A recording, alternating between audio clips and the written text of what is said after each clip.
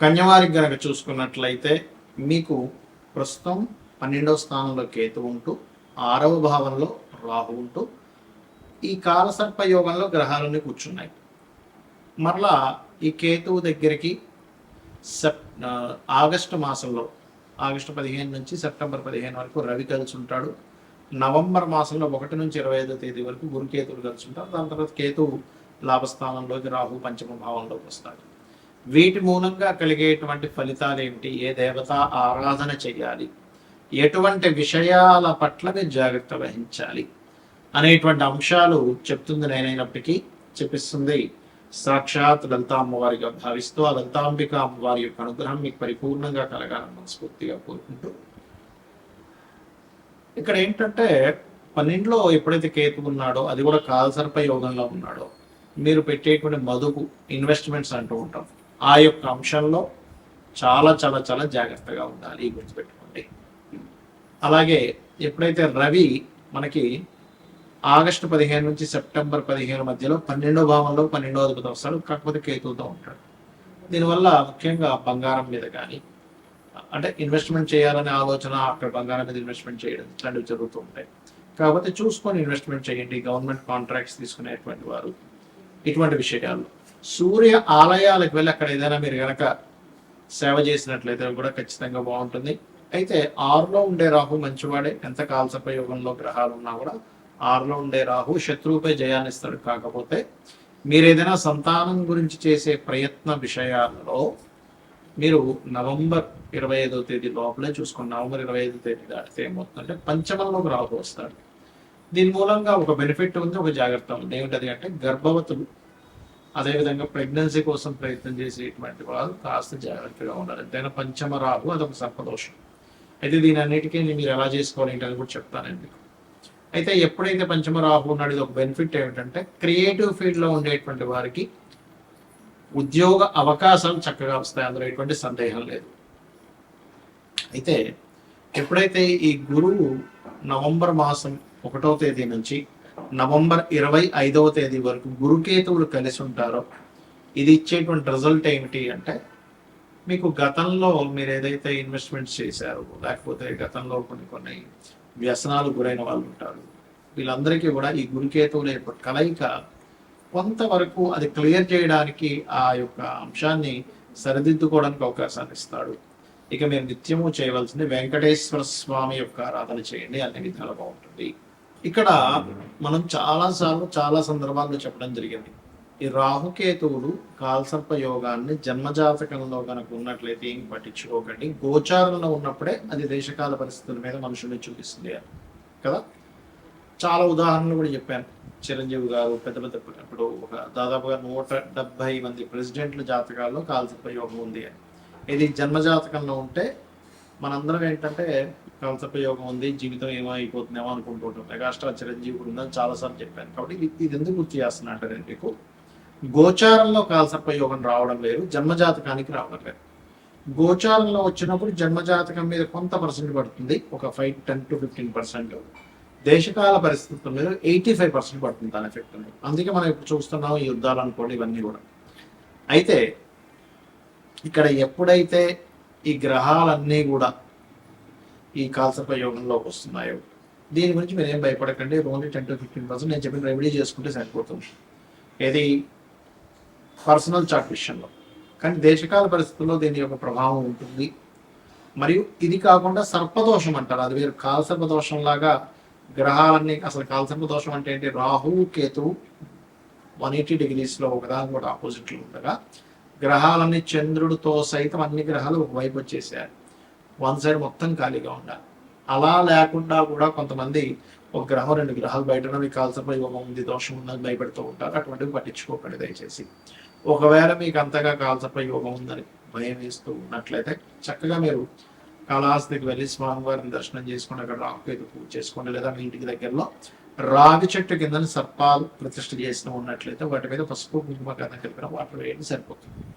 అయితే ఈ నార్మల్ సర్పదోషాలు ఏమిటి చూసుకున్నట్లయితే, శనికేతు సర్పదోషం కలిసి ఉంటాయి.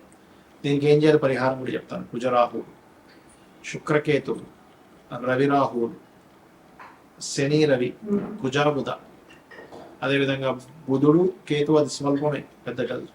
ఈ రకంగా కొన్ని కాంబినేషన్స్ ఉంటాయి. చంద్రుడు రాహు, అదేవిధంగా శని రాహు, స్థపత యోగం కూడా అంటుంటారు, స్థపత దోషం అని కూడా అనుకుంటారు, యోగము దోషం రెండు అనుకుంటారు. ఈ రకంగా ఇది కూడా ఇస్తుంది. ఇది సర్పదోష సంబంధించిన కాంబినేషన్స్. దీనికి ఏం చేయాలి అంటే, మీకు దగ్గరలో ఇప్పుడు ఆలయాల్లో చూడండి రావి చెట్టు ఉంటుంది, రావి చెట్టు కిందని సర్ప ప్రతిష్ఠ చేసి ఉంటాయి. అక్కడికి వెళ్ళి వాటి మీద పసుపు కుంకుమ గంధం కలిపిన నీటిని అభిషేకంగా వేసి ఒక 11 ప్రదక్షిణాలు కానీ 21 కానీ 41 కానీ చేసి ఆలయంలో ఒక 5 నిమిషాలు కూర్చోండి. మీకు ఆ దోషం ఏదైతే ఉందో తొలగిపోతుంది. ఇప్పుడు అందరూ చేయవలసింది, ఎందుకంటే కాలసర్ప యుగంలో గ్రహాలన్నీ ఉన్నాయి కాబట్టి. ఇక మరొక విషయం ఏంటంటే, ఎప్పుడైనా సరే ఈ కాంబినేషన్స్ ఉన్నప్పుడు మనం ఏదో అయిపోతుందని కాదు, ఆ యొక్క విషయంలో ఎటువంటి విషయం అంటే ఎటువంటి జాగ్రత్తలు తీసుకుంటే మంచిది అని. ఉదాహరణకి శనికేతువులు ఉన్నారు, మీరు వ్యాపారంలో మీ కాన్సన్ట్రేషన్ ఎక్కువ చేయాలి ఉద్యోగం కంటే కూడా. ఉద్యోగంలో ఎక్కువ కాన్సన్ట్రేషన్ చేస్తే అంత పెద్దగా కలిసి రాదు, ఉద్యోగం కూడా చేయబుద్ధి అవ్వదు ఈ కాంబినేషన్లో. కుజరాహువులు ఉన్నారనుకోండి మీ జాతకంలో, వాహనం మీద వెళ్ళినప్పుడు ఎక్కువ స్పీడ్గా వెళ్ళకూడదు, అంటే సర్పదోషం ఆ రూపంలో అటాక్ చేస్తూ ఉంటారు. చంద్రరాహువులు ఉన్నారు, నీటి ప్రదేశాలు వెళ్ళినప్పుడు జాగ్రత్తగా ఉండాలి. అతి మంచితనంతో నమ్మి ఎవరికైనా మనీ ఇవ్వడం ద్వారా, అది ముఖ్యంగా ధనస్థానంలో ఉంటే ధనం మోసపోవడం జరుగుతుంది. అలా కాకుండా కుజబుధులు ఉన్నారు, మనకు ఒక్కొక్కసారి అవతల వాళ్ళతో మనకి ఎటువంటి పని ఉంది, రిలేషన్ ఉంది, ఏమి తెలుసుకోకుండా ఆర్గ్యూ చేస్తుంటాం. ఆర్గ్యుమెంట్ జోలికి వెళ్లకుండా ఉండగలిగితే మీకు ఈ సర్పదోషం అనేటువంటిది ఇబ్బందిని ఇవ్వదు, గుర్తుపెట్టుకోండి. అలాగే శుక్రకేతువులు, అమ్మవారి ఆరాధన చేస్తే ఈ దోషం పోతుంది, సర్ప ఆరాధన చేస్తే పోతుంది, లేదా సర్ప ప్రతిష్ఠ చేసినా సరే పోతుంది. వీటన్నిటికీ కూడా సర్ప ప్రతిష్ఠ చేయాల్సిందే. అయితే ఇక్కడ రాహుతోని కేతువుతోని కాంబినేషన్ కనుక ఉన్నట్లయితే మరింత ఎక్కువగా ఉంటుంది ప్రభావంగా. అదేవిధంగా రాహు మేషరాశిలోని లేదా సింహరాశి వృశ్చిక రాశిలో ఉన్న సర్పదోషంగా చెప్తూ ఉంటారు. సింహరాశిలో ఉంటే పితృదోషంగా చెప్తూ ఉంటారు. రాహు కానీ శని కానీ కలిసి ఉంటే ఇంకా ఎక్కువ పితృదోషంగా చెప్తూ ఉంటారు.